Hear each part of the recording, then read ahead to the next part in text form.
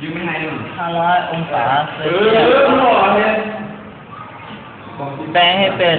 องศาฟาเรนไฮต์จากสูตร C ส่วน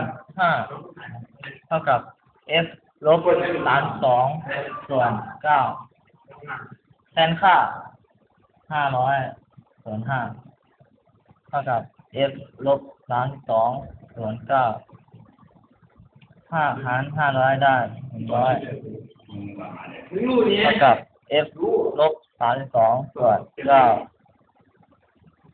ย้ายค่า เอา100มาคูณ9กับ F ลบ32ได้เท่ากับ900เท่ากับ F ลบ32แล้วเปลี่ยนค่ามาเอา F มาฝั่งนี้เท่ากับ900จากลบเป็นบวก F เท่ากับ932คำตอบคือ932ฟาเรนไฮต์จบไหม